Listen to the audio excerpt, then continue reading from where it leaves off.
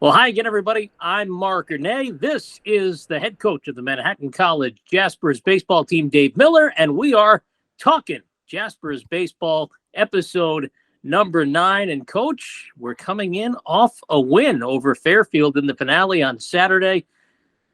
You want to start with the 9-run second inning or somewhere else? No, no better place to start with than with that second inning. So, we've been waiting for it all year for the bats to come alive, and it was a great day, 1 through 9. That the guys just really started to be a little bit more aggressive, and some balls started to fall in, some balls left the yard, some balls split the gaps. It was a good day overall for the offense.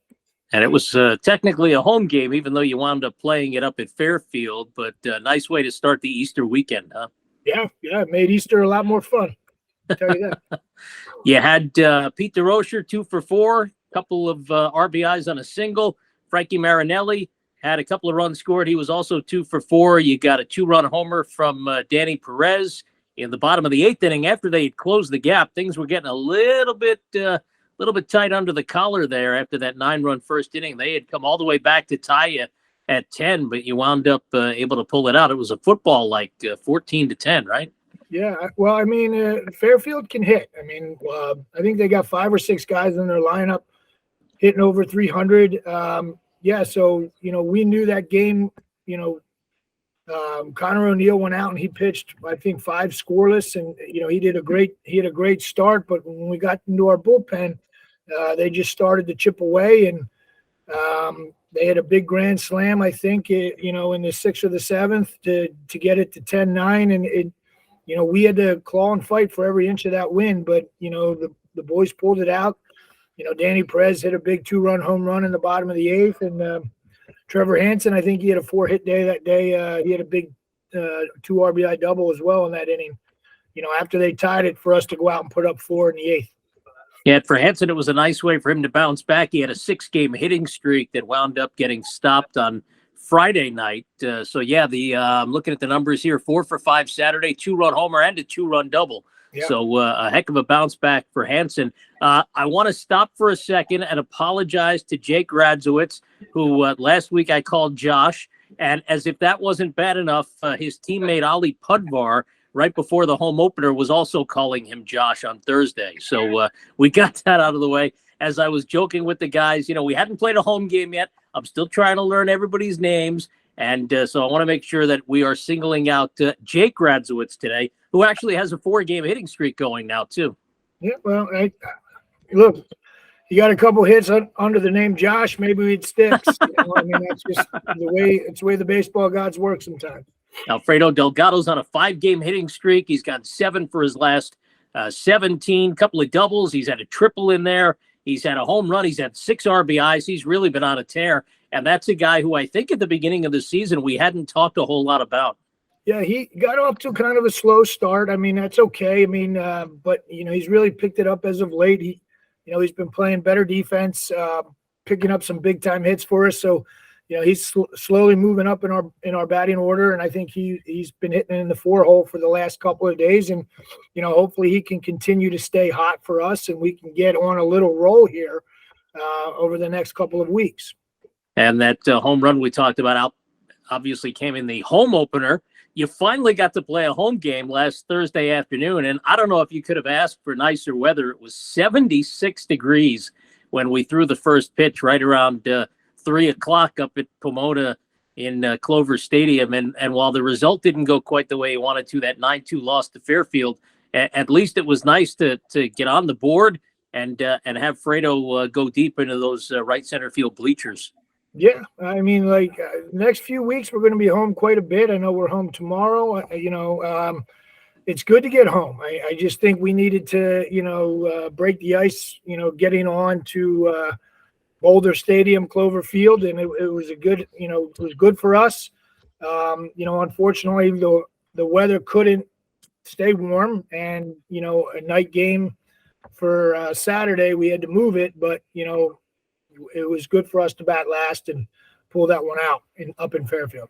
Yeah, and Friday night you had much chillier weather. It was 46 at first pitch. Trevor Santos accounted for the offense in a 6-2 loss with a couple of home runs. Will Hesselink, Ali Pudvar, actually, if you look at the strikeout numbers, they had 15 strikeouts between the two of them, but they did walk 9 guys, and I'm sure that's not exactly what you wanted to see from them. And Fairfield, as you mentioned, can hit the ball pretty well. And so they got the better of you in that second game of the series before you were able to bounce back. What did the guys think of being able to play at Clover Stadium and finally getting a home game? And what did they think of the place itself? Well, I mean, that's why we play there. I mean, it's a beautiful ballpark. Hopefully one day we could sell that place out for a Manhattan game. But it's just it's a very nice, professionally laid out minor league baseball field that we get to call home. And I think if it was up to the guys, we'd want to play there a lot more. But with weather, we just, being on a nice grass field, we just got to wait till it warms up. And, unfortunately, that was the 27th or 28th game before we got a home game. So yeah, over half our season before we get home, we've got to change that in the future. And now you've got matinee tomorrow against LIU, a team that beat you at their place just a couple of weeks ago. I'm looking at the numbers here. That was a 6-4 final.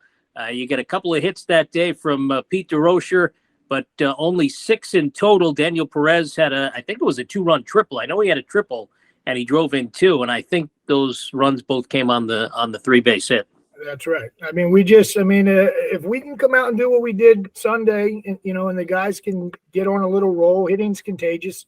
If they can get out there and swing the bats like they did on Sunday, I think we can come out and get on a little hot streak. It's just about us staying consistent on the baseball field offensively. I mean, I think we've been pitching well aside from the free bases.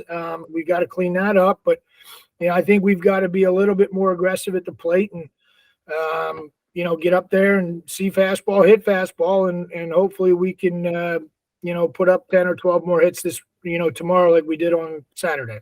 I'm curious to know what different or how different the vibe was on the bus ride back from Fairfield as opposed to on the way there when you're coming off of 2 losses on your home field and then playing what is technically labeled a home game because you're batting last, but you're playing at Fairfields Park and you wind up getting a win against them. And it was your first win, by the way, your first win against them, but it was the program's first win against Fairfield since April 15th of 2018. So it had been 5 years since the Jaspers had gotten the better of the Stags. Tell me a little bit about the vibe on the way back as opposed to how the mood might have been on the way up on Saturday morning. I think the guys have been putting a lot of pressure on themselves, especially when you have more losses than wins. It's not a fun place to be around. So, we've kind of tried to change the vibe of the dugout and, loosen it up a little bit. And I thought Friday, that second home game at Clover, we just had a lot more energy, when Hesseling started and the guys were having a little bit more fun, and we just, took the pressure off ourselves. So I think maybe that's the way we got to go for a little bit and just, enjoy being a student athlete at Manhattan and playing ball and not putting so much pressure on ourselves. But for sure, the bus ride home from Fairfield was a lot of fun. Guys were, having a real good time. And, I think they had the karaoke out and just enjoying it. So I want to see a lot more of that. So hopefully we can keep it rolling. Yeah, I was going to ask you if anything specific that you could talk about. The karaoke thing sounds like a treat, but you would think college kids would definitely be more apt to loosening up and having a little bit more fun, even though the record is not where they want it to be. Have you found the approach? The change in the approach, it's one thing to tell guys to loosen up. It's quite another for them to actually do it. I think that's the big thing is, every athlete, no matter whether you're a professional or college or high school, you're a competitor. You're out there and you want to compete and you want to win. So, when things aren't going your way, they're always going to be harder on themselves than, if we're winning. So, I think that's the big thing. I know, I'm a first-year head coach here, so I'm still learning my guys as much as they're learning me. Right. So I think we both got to kind of, try to figure out what makes each individual player tick and try to get them to do what they do best. And my job is to find out what keeps them the loosest. And, I've got to adapt and I've got to adjust just as much as they do. All right. So who had the best singing voice in the karaoke? Did anybody stand out? I put my headphones on. I didn't even hear it. That's for those guys to have fun out in the back of the bus. And, I'm the old guy in the front of the bus. So I just talk to the bus driver. All right. Well, I have to ask, if you're going to do karaoke, if they somehow wrangle you into doing it, what's your go-to? Probably either a little Dean Martin, Sinatra, or, maybe a little John Denver or something like that. All right. I'm not going to ask you to do it now. Maybe later in the year we can get to that when we're back at Dratty. We'll break out the disco ball and the microphone and everything else. Want to talk about Will Hessling just for a second. He was coming off his last start, the game against St. Peter's that he pitched. He had a career-high 12 strikeouts, followed it up with 10 against Fairfield. So he's gone for double digits now the last 2 games. He was going to be, essentially your number one guy coming into the season. What is it that's finally appeared to be clicking in for him? I just think he's now in a groove. He's supposed to be a veteran leader. I mean, he wants to go out there and he wants to throw 150 pitches, and we're not going to let him. But he just is out there, just like we said. He's a competitor. He wants to go out there and compete. He wants to win every start. He wants to win every pitch. And outside of the first inning at Fairfield, he's been absolutely lights out. I think he had a little setback with a few walks in the first inning against Fairfield. But I mean, when he's in the zone and he's out there doing his thing, he's tough to hit. And so we just hope we can get the most out of him, for the rest of this season, and limit walks and improve on his strike zone percentage and strike throwing percentage, and he's got to lead us. All right.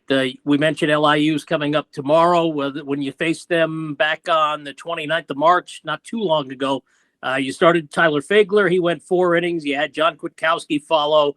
Didn't have a real effective 5th. Trey Packin gave you 2 1/3 out of the bullpen. Ali Pardvar wrapped up. He pitched the 8th.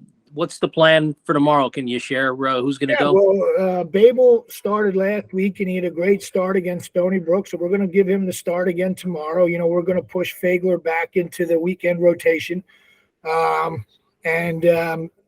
tomorrow, we hope that, Babes can go out and give us another 5 strong like he did last week. And, we've got Matoki and Farley and Packin and Big John and, Rohrbeck all ready to come out of the pen tomorrow.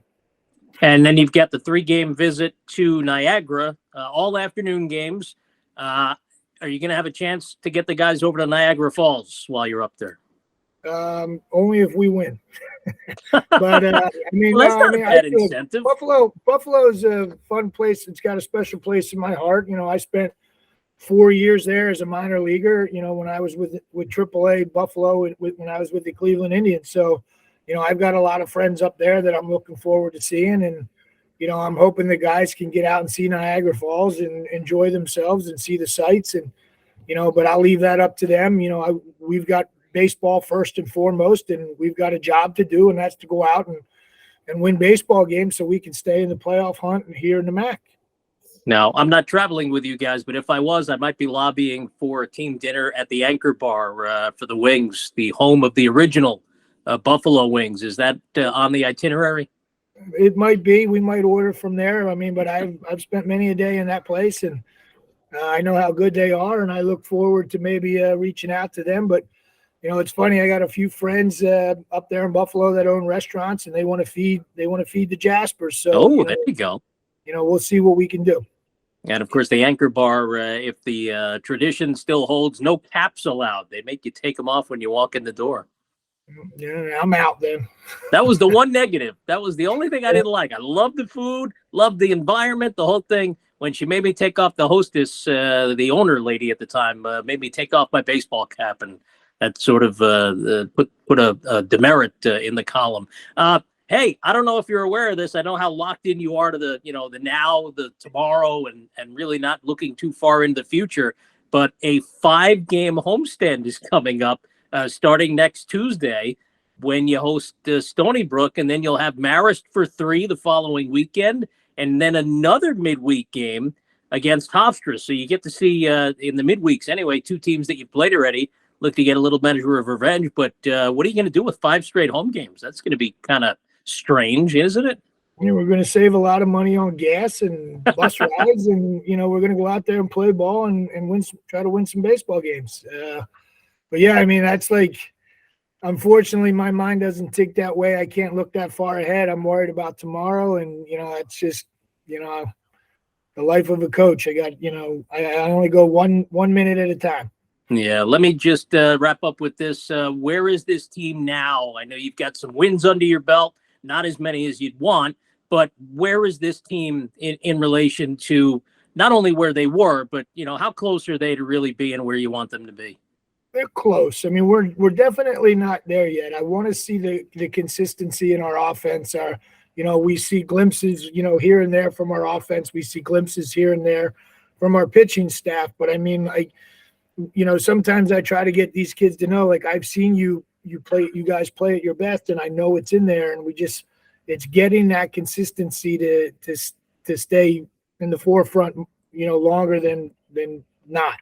But right now the kids are loose, they're having fun. And I think that's a big piece of getting them over the hump. Forget about the losses in the past. Let's worry about and focus on tomorrow. And, then we'll focus on this weekend. And, we put up 3 or 4 wins this week. We're right back in there, man. All right. We started last week with a Jack Lynch update. Let's wrap up this week with a Jack Lynch update. Last week, he was in the cage for the first time. You asked him how it felt to hit. He said, good. You asked him how he felt to run, and he said, not good. So what's the progress report on Jack Lynch? Yeah, so he took BP with the team today. He said in a perfect world, he'll be out there for the Marist series. But right now he's still not really ready to run. But he's hitting. So we've just we'll keep getting the bat ready. And, maybe he comes out first weekend or as a DH until he can start going lateral left to right. But as of right now, he's still going to be on the shelf, just, getting ready for when he makes his big return. Yeah. Listen, appreciate the time as always. Look forward to seeing you tomorrow. We start at 3:00 at Clover Stadium. Of course, we'll be on gojaspers.com and ESPN3 as the Jaspers host the LIU Sharks, and look for a little measure of revenge after that 6-4 loss on March the 29th out in Brookville on the Sharks home turf. That's the head coach of the Jaspers, Dave Miller. I'm Mark Renee. Thanks for joining us. We've been talking Jaspers baseball, and we'll see you again next week.